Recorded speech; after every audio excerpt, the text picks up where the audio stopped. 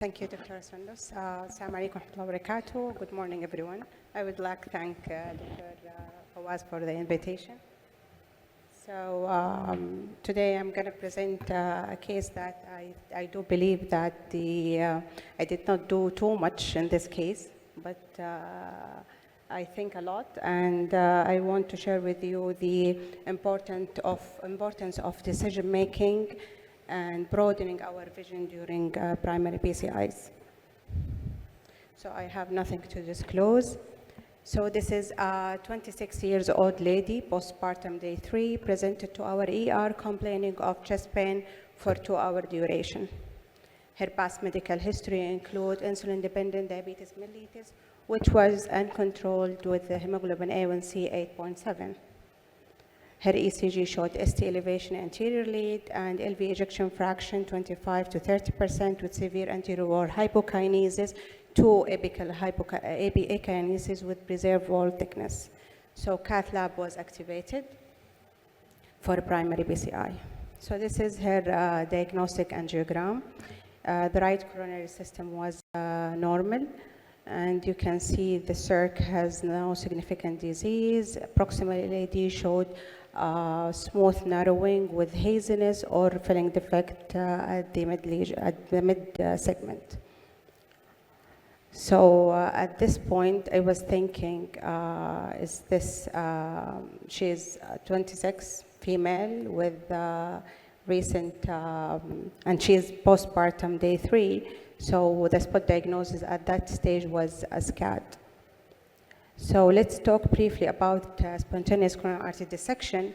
It is characterized by intimal tear, intramural hematoma, and false lumen formation, which can obstruct coronary blood flow, causing myocardial ischemia. So in female, cases tend to occur within 6 weeks of delivery, but have been reported during early pregnancy and as late as 18 months postpartum, especially in patients still breastfeeding.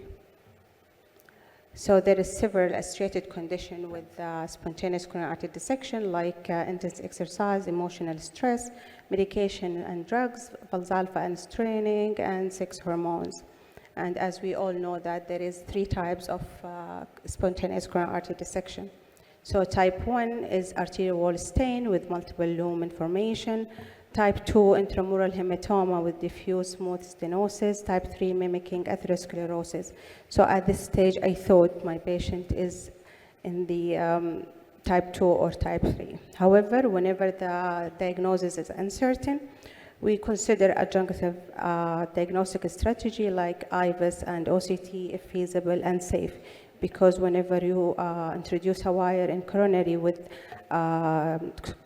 spontaneous coronary artery dissection or any dissection, you might just propagate the dissection flap, and we might, with OCT, you might just propagate the intramural hematoma.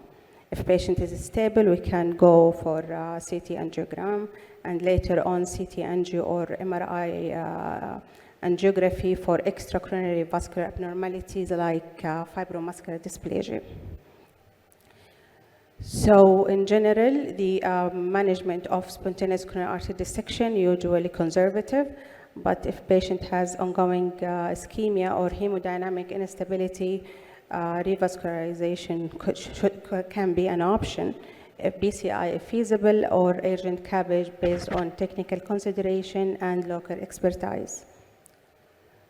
So this is the recommendation from the ACC American Heart 2021 revascularization guideline. So they gave class 2B indication in patients with SCAD who have hemodynamic instability or ongoing ischemia despite conservative therapy. And they gave class 3 harm for routine revascularization in patient with SCAD and stable patient with SCAD without any active symptoms. So is it real SCAD? I'm not sure. So this is the IVUS images, and it's clearly she has evidence of atherosclerotic disease. And at this stage, really, I was just imagining that she has dissection flap, and this is intramural hematoma, and there is thrombus, because I was just diagnosing her. with dissection. So I was not sure, honestly. So since she was hemodynamically stable and no more chest pain, I kept her on heparin infusion and guideline-directed medical therapy, including DAPT, aspirin, and ticagrelor. And on day 8, I repeated her angiogram with NOCT imaging. And this is her coronary angiogram on day 8. So as you can see, the proximal LAD is widely patent. There was no significant stenosis, and obviously there is no filling defect. So this is her OCT images. And you can see there is a thrombus in transit. So even the residual thrombus, we did clear her vessel with the injection. And the vessel has fibroatheroma, as you can see it here, but there is no significant stenosis, nothing really impressive to stent her. So this is a disconnected endothelium, and on top of it, there is thrombus. So this is typical for plaque erosion. So plaque erosion characterized by wider lumen diameter and just no plaque rupture. You just have disconnected endothelial layer with a thrombus on the top of this disconnected endothelium. So in general, ACS usually either to have a culprit plaque or others like SCAD or Takotsubo or Minoka. So plaque erosion is the underlying pathology in out of 4 patients present with ACS, reported to be more common at younger age, diabetic patient and smoker. And patient with plaque erosion has fewer multivessel lesion and has larger diameter with lesser stenosis.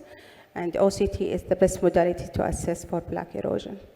So there is one study, erosion study, that was published in European Society of Cardiology 2017.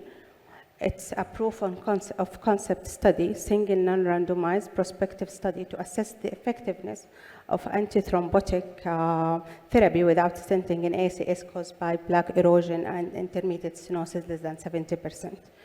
So they enrolled 492 patients, and they did OCT.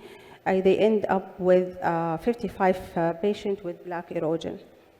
The primary endpoint was more than 50% reduction in thrombus volume, which was measured by OCT at 1 month. And secondary endpoint was the composite of cardiac death, reinfarction, rehospitalization due to unstable or progressive angina, stroke, or major bleeding. The inclusion criteria: diameter stenosis less than 70%, TIMI-3 flow, stable patient without symptoms, exclusion non LV dysfunction, contraindication to ticagrelor, hemodynamic instability, cardiogenic shock, creatinine more than 2 milligram, and severe liver dysfunction. So they did, the treatment strategy was using unfractionated heparin or low molecular weight heparin for 3 days, aspirin and ticagrelor therapy, and patient was discharged if asymptomatic within 5 days. At 1 month follow-up, thrombus volume significantly decreased, and 22 patients had no residual thrombus. The majority of patients met the primary endpoint. All except 2 patients remained free of MACE. This is one of the images they posted in their paper, and you can see in the baseline OCT, you can appreciate the thrombus, and after 1 month follow-up, complete resolution of thrombus was obtained. So just at 1 year follow-up, the result was consistent with the effectiveness of antithrombotic therapy alone without stenting of intermediate lesion with plaque erosion. And in 4-year follow-ups, again, the finding reconfirmed the safety of antithrombotic therapy without stenting in ACS patient caused by erosion. And even the patient with better response to antithrombotic therapy in the first month were less likely to require stent implantation during the next 4 years. This is a diagram that shows in the 4-year follow-ups, 11 patients required target lesion revascularization, and 41 patients remain asymptomatic. So those patients who met the primary endpoint of erosion study, they do better than the patient who did not. These are several studies that showing the same idea of leaving plaque erosion lesion without stenting, but all are small and non-randomized. So plaque erosion is a common, important pathological mechanism of ACS, and its pathological feature and mechanism quite different from those of plaque rupture. Antithrombotic therapy alone may be safe and effective for some patients with eroded plaque. The long-term prognosis of patients with eroded plaque might be better than that of patients with ruptured plaque. So my take-home message is SCAD should be one of the differential diagnoses for any young female presenting with ACS, and it's best treated conservatively unless intervention is indicated. ACS has a different underlying pathological mechanism. Acknowledging this might change your approach of management. Intracoronary imaging plays a major role whenever the diagnosis is uncertain. Plaque erosion is a predictable clinical entity from plaque rupture as an ACS patient, and antithrombotic therapy alone might be safe and effective of some patient. Thank you. Thank you, Dr. Rashad.